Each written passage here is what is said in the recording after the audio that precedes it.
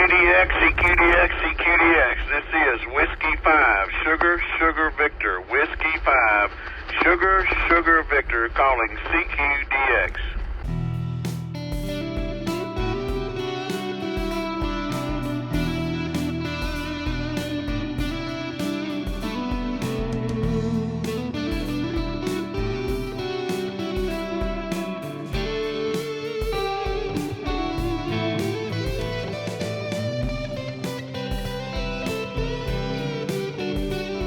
This is a small enough group that I guess it's just like at the Ham Club, we can introduce ourselves. I'm here to talk about the Hallicrafters SCR-299, 399 setup that was used by the Signal Corps in World War II. My call sign is KE50. I'm Steve, and from Port Neches, Texas. And if you'll go ahead and introduce yourself. This is my wife, Leah. KE50XYL. Yeah. John Pember, KF5J. Russ Ingram, KJ5CX. Stephen Grimshaw, KA5LH.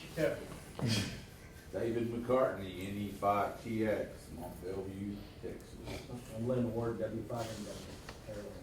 Greg Combs, N5KND. Greg. Harry, N5 Exciting Man. Philip, KI5OLV. Jason Mulcair, N5HSC, in Mont Bellevue. Lamar Shamblin, KC5AOI from Baytown. Jeff Carter, KI5QFB, Webster, Texas. Jeff Simmons, KI5NOH. Thank you very much. Show of hands, how many people operate AM? Awesome. With old radios. Fantastic. Well, I'll talk about something that I became enamored with Hallicrafters radios a little over 20 years ago. And I don't know how many of you people know Chuck Dotches in Austin. I remember him from the FM Society meetings for years. And he literally wrote the book on Hallicrafters. And I bought an SX-28 receiver years ago, and I thought that was a terrific receiver. It was a world class. They wound up making a bunch of those, predominantly for the Navy, I believe, during the war. But what they needed was a field radio that could reach 1,000 miles, and a bunch of submissions went out, and other companies applied for it. Hallicrafters and Collins, I believe, they made transmitters, but the Collins transmitter wouldn't fit in the radio truck. So they found one that just fit, and they just made the tuner to fit onto it. The roof of the truck was like right here. So it fit, and no, it did not have a cover made for the tuner because it would have been arcing all over the inside of it. It was just as you see it. But y'all have probably all seen, or a lot of you have seen the Voice of Victory video that they made. Hallicrafters made it during the war. It's like a morale movie. And I'm going to show it. It's 27 minutes long. And then afterwards, I'll talk about the different components and answer questions. But I'll go right into it and get that behind us. This is something that can go from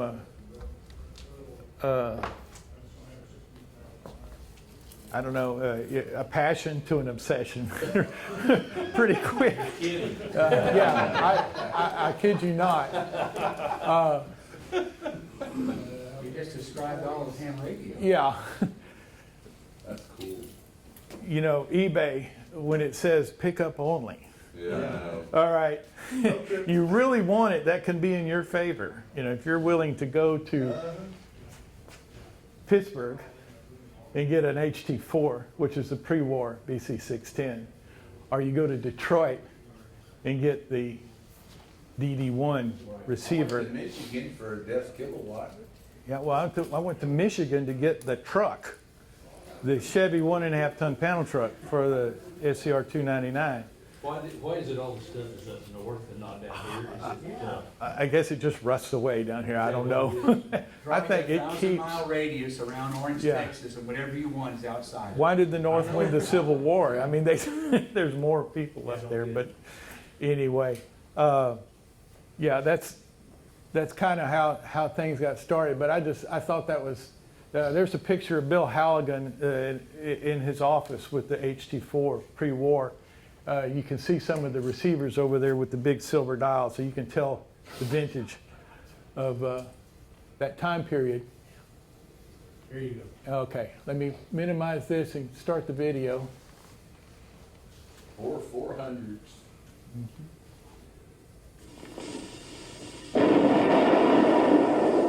Second salvo, 200 yards short.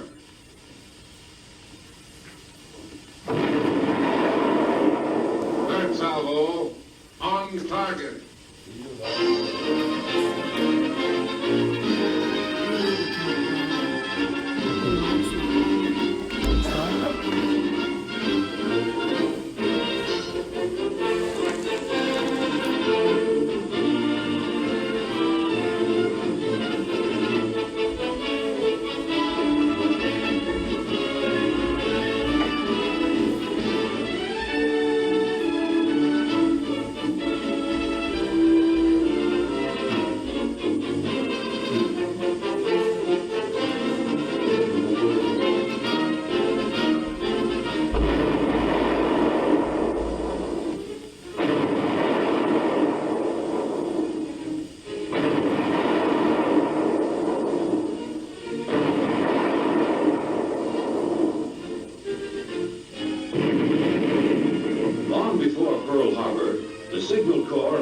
States Army knew it would take more than a telephone wire to connect this voice with all the other fighting units that had to hear it.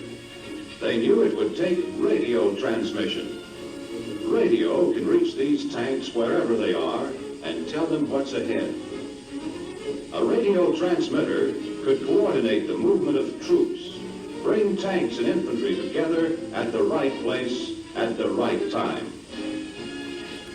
But it would have to be a mobile radio transmitter. And it would have to be a powerful transmitter to keep an unbroken contact between our forces on the ground, in the air, and on the sea. The control of widely separated forces, the timing of their action, the success of the attack depends upon reliable radio communication. Yes, the Signal Corps engineers knew just what kind of a transmitter it would take to do the job. But the big problem was to locate a manufactured transmitter of a design that would come close to these requirements. In this pre-war Hallicrafters HT4 transmitter, the Signal Corps found many of the answers. It was designed especially for amateur use. It was easily capable of worldwide communication, using either code or voice. Another great advantage was the fact that this Hallicrafters unit had been on the market for several years. There was an opportunity to check its performance through the records of hundreds of America's hands. And these amateurs know good performance. It employed band switching in the exciter and driver stages, which made it possible to change frequencies very rapidly. W2USA, W4, GW, calling. I'm sorry,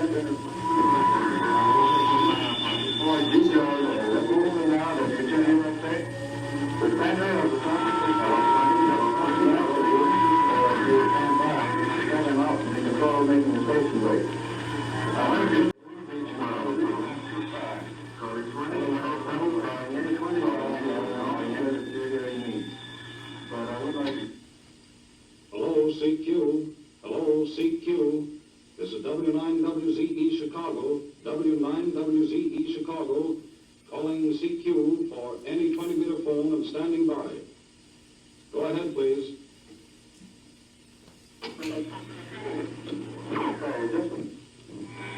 Hello, W9WZE Chicago. Hello, W9WZE. Anybody Anybody notice the D104 microphone? Yeah. You know when it came out? I think 1936, long ago. And he's using a SX-28 receiver right there. Years they You see produced the that line. QSL I cards on don't the know. wall? It's static microphone, I'm not sure. But anyway. Chicago. This is W6Q Los Angeles. Calling from 9WZE Chicago. Go ahead, Bill. Hello, W6QD Los Angeles, California. This is W9WZE Chicago coming back. Good evening, Herb. Your signals are coming in fine tonight. R5S9. By the way, Herb, what are you doing on 20-meter phone? I thought you always worked CW. Now let's hear something about that marvelous California weather, eh? Alaska, Australia, Europe, South Africa. These were regular, almost daily experiences in many amateurs' homes, where Hallicrafters were rapidly shrinking this old world of ours. The transmitter that serves the Army must be able to perform anywhere and under all kinds of unpredictable conditions. Up to this time, no one had ever thought seriously of putting this sensitive, finely balanced instrument on wheels and bouncing it around foxholes. What about vibration? Where would the power come from? The job of toughening up the HT-4 to go to war fell on the shoulders of Bill Halligan, Bob Samuelson, Hallicrafters' chief engineer, and the hard-pressed technicians of the Signal Corps. There were few changes needed to adapt this unit to Army needs. There was good engineering and good sound construction in the set to start with. This was to be the new home for Hallicrafters equipment. Everything needed to transmit and receive had to be packed into this small space. That would take some more good engineering. This demand was nothing new to these pioneers. There are no fixed limits in Hallicrafters' design or construction. There is always development, change, improvement. Many of the war adaptations were drawn from advanced developments that had been in the experimental stage for months. For example, in the pre-war model, plugging in a tuning unit might be quite a trick if the holes and the prongs couldn't get together.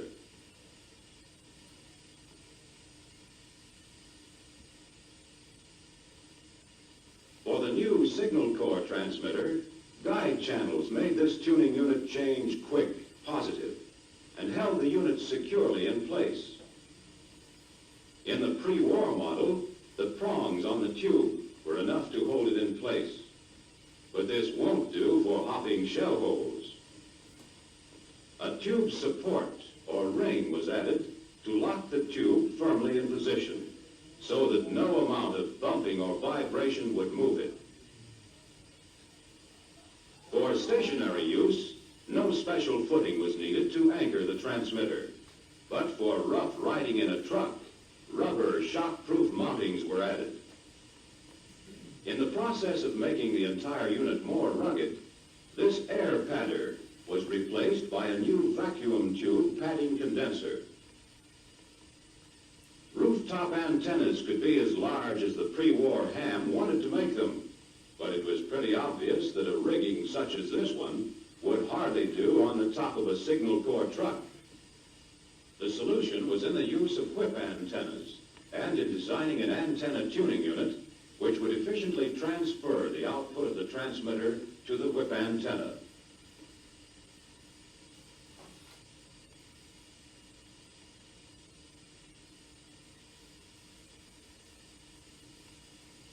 Throughout all of these changes, to adapt a peacetime transmitter to wartime requirements, the high-quality standards of Hallicrafters were strictly maintained in workmanship, in design and construction, and especially in performance. When the Signal Corps inspected the first of Hallicrafters' transmitters armored for war, they found what they were looking for: a high-powered unit that had been made completely mobile, one that delivered good, reliable performance under all conditions. The first big job had been done well. Then came the warning of another bigger job. Field reports indicate performance of SCR-299 exceeds expectation. Request you expedite production as much as possible. And in working man's English, that means let's go on production. This is the plant in Clearing, Illinois, where mass production of the new SCR-299 mobile radio station was obtained on a scale never dreamed of before in this industry. The key men for this tremendous production job were selected from the ranks of the American radio amateurs. These men had the know-how, the technical background and experience it took to get into action fast. This entire operation is headed by Herb Hartley, known to the amateur fraternity as W9WNG. This production was accomplished through the splendid cooperation of hundreds of loyal, skilled workers who realized how big the job ahead was and knew how to do it. It was achieved through the unfailing efforts of many suppliers and their thousands of workers who built the tubes, the transformers, the condensers, coils, insulators, the steel chassis, and all the other components that go in to make the SCR-299. And finally, the very design and construction of the transmitter lent itself to mass production better than any other pre-war domestic transmitter. The chassis was strong. There was room to work with sub-assemblies. This is the main assembly line, from the end of which come the completed transmitters. This is the feeder table for the main assembly line. Here, the sub-assemblies are inspected or hooked up to other components. At the foot of the main assembly line, the transmitter looks like this: a steel base to which are added sockets for rectifier tubes. Then the bleeder resistor, which furnishes a constant load on the high voltage supply. Next, the filter choke and condensers, which supply direct current to the plate circuits of the transmitter. In wiring these parts, a great deal of time and work is saved by the use of pre-formed cables. The cables are cut, formed, and tipped, all ready for installation. And here's the base assembly, completed in just a little more time than it's taken to show it. Meanwhile, on the opposite side of the table, the power control panel is being assembled. These are the controls for filament voltage and modulator bias. The purpose of this panel is to group within convenient reach of the operator all the essential power controls. These cables here are cut to length and form over on the feeder table. Terminal lugs are soldered to the ends. Then all the other wires needed in the circuit are placed into position, bound together, so that soldering to terminals is the only operation needed in the final assembly. This is the power panel cable. When wiring is completed and the switches and fuses have been installed, the sides are joined to the power control panel, and this unit is ready to join the main assembly line. The transmitter begins to take shape as the base is joined to the power panel unit. Electric hoists are used for ease and accuracy in handling these parts. Now the main power transformer is set in place. This is the unit that steps up the input to the high voltage required to operate the final amplifier and modulator tubes. After the transformer is connected, the entire deck or base is hoisted to a dolly to make handling easier. There's high power equipment on this deck, and it's heavy. The second deck contains the audio driver stage and modulator of the transmitter, which makes possible radio telephone operation. This entire unit, built in another plant, has been inspected on the feeder table and requires only a modulation transformer and the phone CW relay to be complete. The top deck of the transmitter, the radio frequency section, begins with the installation of the exciter assembly, which is fabricated at Hallicrafters' 26th Street plant. 3 separate tuning units may be plugged into this assembly, any one of which may be selected by the band switch. The panel is joined to the frame so that shafts and controls can be properly placed. This is the extension shaft to the band switch. By the use of this band switch connected to the exciter and driver stages, it's possible to change frequencies very rapidly. That's vitally important in military operation.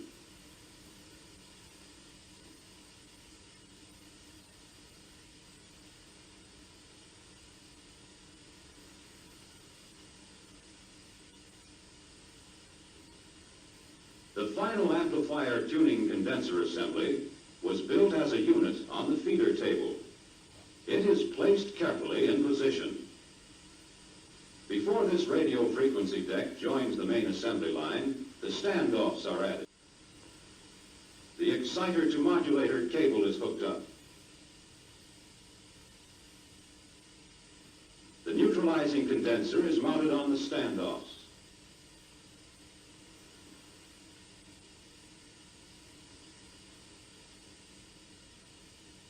The main tube socket is added.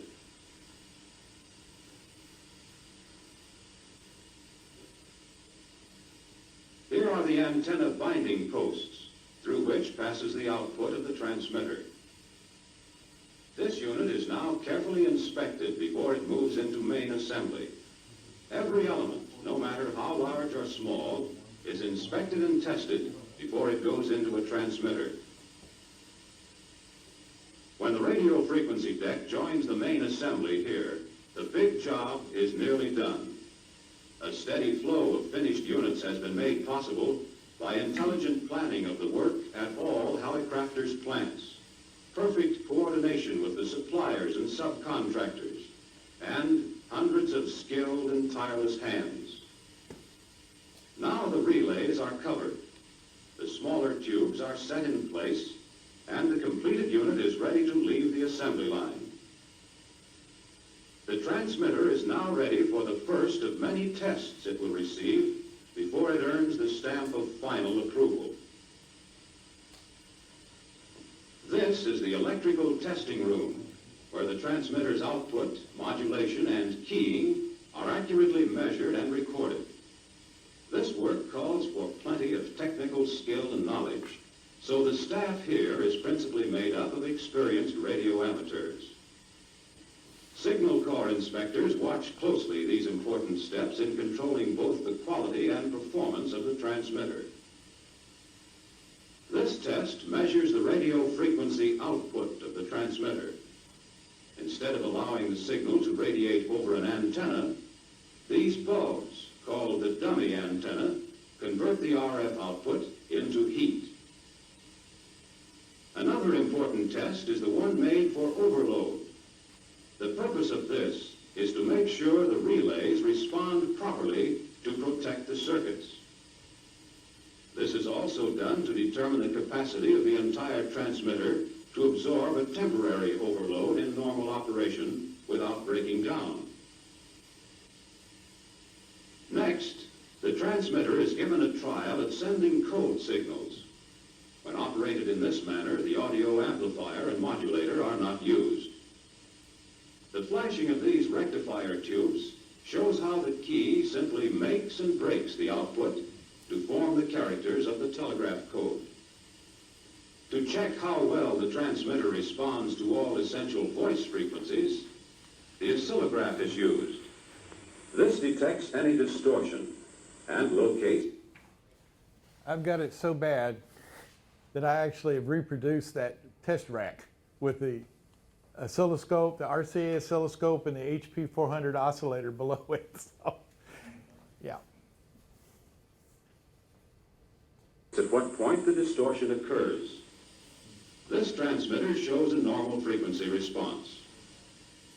When the lid goes on the transmitter, that means it has passed all the electrical tests with an A1 rating.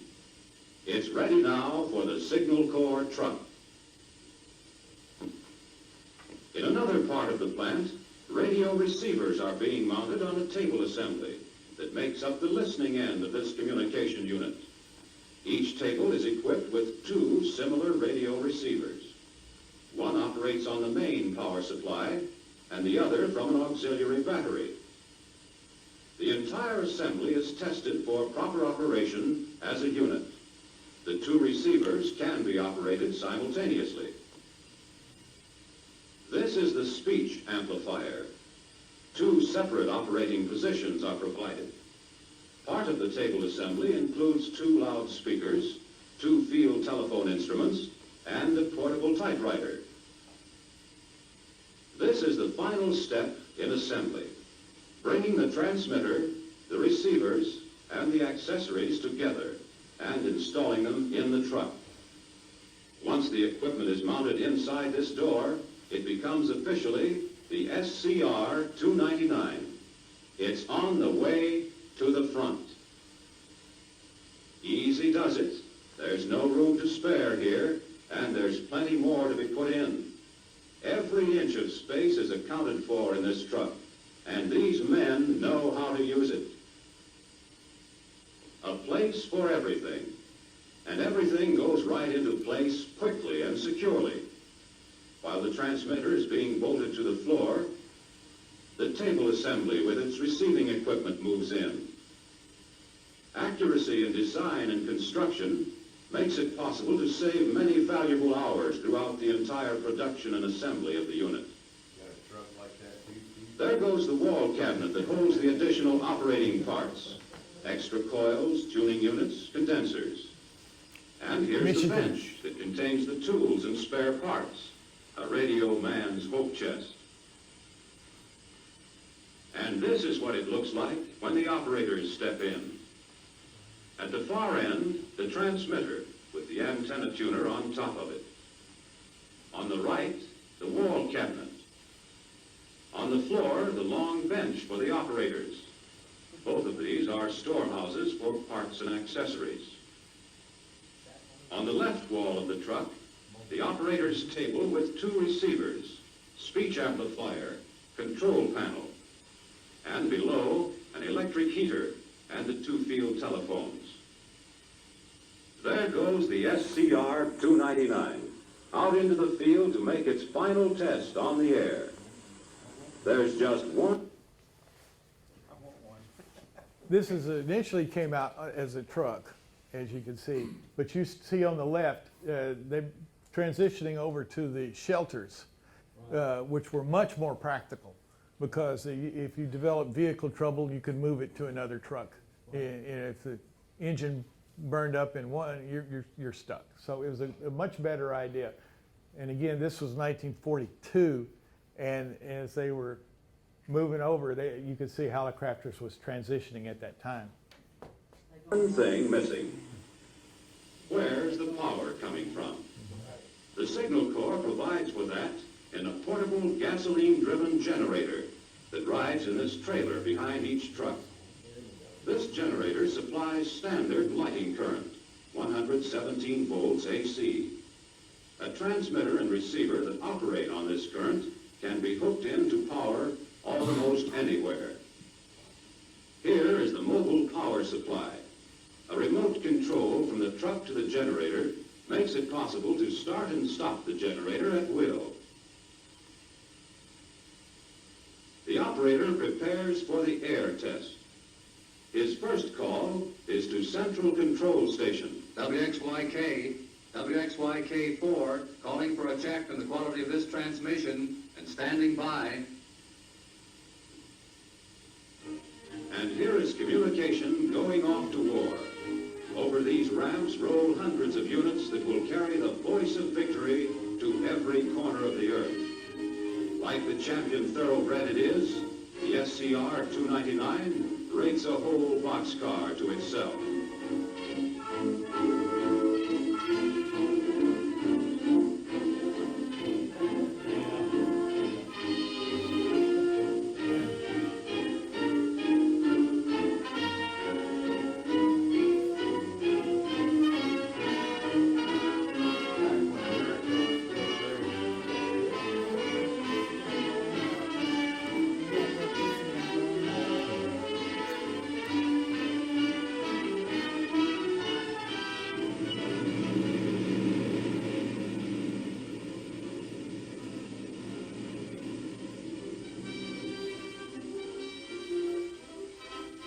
Signal Corps unit is built for action and to get into action fast.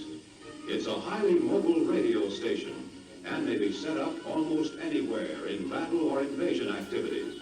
Speed is vital. Every minute counts. The enemy doesn't wait. Communications must be ready at all times.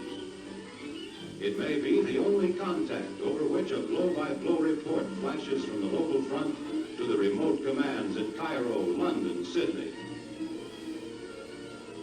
The SCR-299 in this position is the nerve center of all our attacking forces. Artillery, tanks, infantry, air force, many of which are widely separated. Through the transmitter flow the reports, information, timing, and the order to advance. This is the voice of victory. Contact may be made with an approaching flight of bombers while they're still hundreds of miles away from the target. To coordinate their attack perfectly, these flyers must know the present position of our own tanks, infantry, artillery. They get this information by contact with the message center, which speaks and listens through the SCR-299. Tanks moving into position must be kept informed of the approaching air support. Timing is vital, and the timing of all these movements is controlled through this voice by direct contact with the Armored Forces headquarters. From many small stations scattered miles apart along the battlefronts comes the flash news, the observations, the unexpected, all clearing through this central station. That's how radio helps to time these big movements, make them strike most effectively and with the minimum loss of American lives. Radio communication units are among the first pieces of equipment to go into action, whether the attack is on land or sea. Radio communications stay in the fight as long as there are men, guns, ships, and tanks on the move. For the life, death, or victory of all of them depend upon this command: get the message through. Perhaps one of the most important messages ever issued is the one you're about to hear from Major General Harry C. Ingalls, Chief Signal Officer of the United States Army. General Ingalls. I'm speaking now as one American soldier to another. For we in the armed forces regard each of you men and women in this audience as being one of us and working shoulder to shoulder with us. You, and you alone, are responsible for the production and performance of this vital piece of communication equipment. You have seen enough to know what good communication equipment means to the men out there and what it means to victory. You have done a splendid job. Keep up the good work you have been doing. We are asking millions of American soldiers to stake their lives on breaking Germany and Japan. They ask you to keep up your production to the limit of your ability and the high standards of workmanship that have given us an advantage over the enemy that can be measured only on the day of final victory.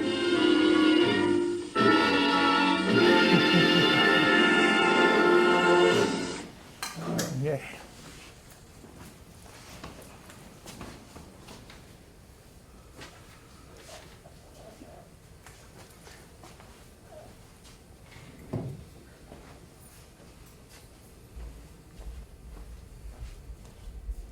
Okay.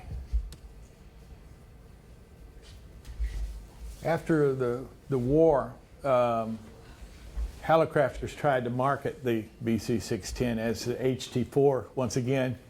I don't think anybody could afford one besides the ones that were coming out on surplus. What did So, they cost? I don't know what the prices were at the time. They had, this is off a catalog, but I don't think it had any list prices on it, the HT4 Echo. But what they did come out with,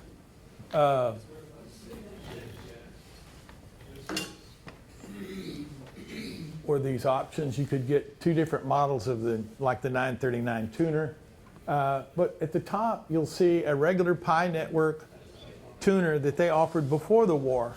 And had the people bought that with the BC610s, it wouldn't have gotten the bad name that it got as a TBI generator. People tried all kinds of things, soldering screen, copper screen around the thing, trying to reduce the TBI. The problem was the output came right off of the link coil and went right up to the antenna. You know, it's basically a square wave generator that, you know, you creating all the harmonics. If they had run it through a tuner, a low pass filter tuner, it wouldn't have been a problem at all. But anyway, let's see, was there anything else?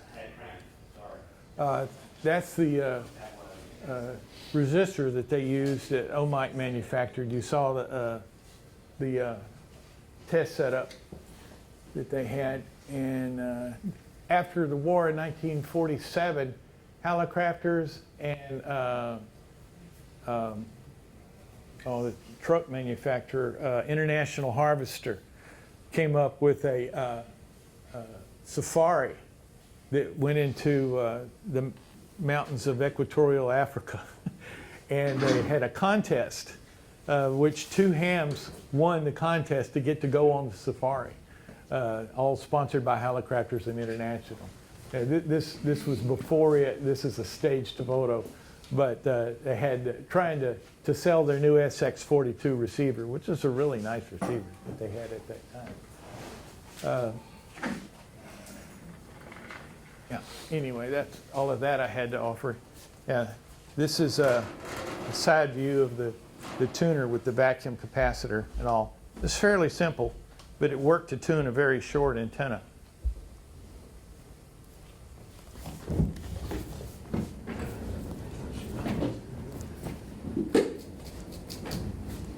This was the bench that they sat on, and it had connections on the back for a backrest on there. So it was, and I'm sure that quite a few radio operators spent the night sleeping on one of these things. They all opened up like this, and have some things to pass around and show. This is the tuning unit for each band. No, it's just recording on the camera, please. This was the crystal used for the BC610 with the banana plugs on it. It plugged in right there, and we pass that around if y'all want to look at it. This is one of the resistor bulbs that was used in the dummy load. Oh, that's cool. 866 rectifier used in the base. Mercury rectifier. And the modulator tube, the 100 TH, used a pair of those in push-pull to drive the modulator. It's like a TH100. 100 TH.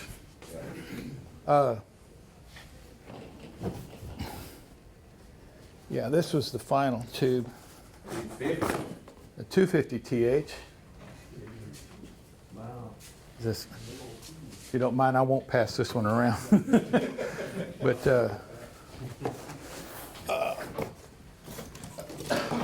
this is one of the coils that plugs in. You had to select the band, insert and select the band unit, and insert the proper coil. Be sure that the plate voltage was dead before you touched any of that, or you would be. This is the base for the antenna that went in the top of both the truck and the shelter. And yeah, it could handle a lot more than the transmitter would put out.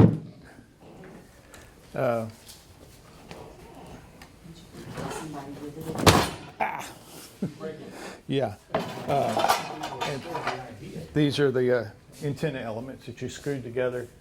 Put the antenna, it was about 15 feet long when you put it all together. And a whole lot more stuff went in this box. This is all the labels of where everything went. Trouble lights, soldering irons, other spare parts that you used to put it together. Yeah. I just did the reupholstery on all that stuff. Did they have to fire up the generator for the soldering iron, or did it run off as a battery? No, all that. You had the generator was a PE95 made by Onan, and it used a Jeep Go Devil engine, 4-cylinder engine in it. So there was a lot of those being made too. Again, this is the operating position inside of the SCR-299 shelter, and there was a companion cabinet that had the second receivers for the 2 operator positions. There was a whole lot more room in the shelter than there was in the truck. Turn on the light so they can see. Oh, yeah. You had a light and you know, a place to put your typewriter and your key. This is the dynamic mic that they used. You could plug in a carbon mic right there if that's what you had, but the dynamic mic sounded much better. This is an EE8 field telephone, and there was one in the other cabinet too. They built a remote unit that you could take out to the hilltop or wherever you went to the end of the phone line, and you actually could operate the transmitter from the observer's position. So that was pretty handy. The truck was put in a supposedly a safer location than the observer was. Let's see. This particular receiver is a 12-volt model with the dynamotor in it. And I listen to you AM guys on this thing all the time. In there. I will. I'm ashamed to get on with a modern radio. It might chase me off. But I want to get my HT4 up and running on it, and maybe even receive on the DD1. That's my ultimate station setup. Oh yes. I had a question on when they were setting it up in the field on the truck. The reel that's on the side, was that antenna or was that phone cable? It's telephone cable. There's about 1/4 of a mile of telephone cable on that reel, and there's one on the other side of the truck too. So yeah, that was one of the jobs. The stuff that the whole movie started with the guys splicing the wire back together after it was blown up on the beat. Yeah. Well, this wasn't part of it, but the infantry might be out there in the field using a BC-611 handy-talkie. This operates also on 3885, and that's one of the reasons why people hang around on that frequency. It was an Army channel. KE50 test 1 2 3. So is that cool or what? 85. Yeah. What's the model on that? BC-611.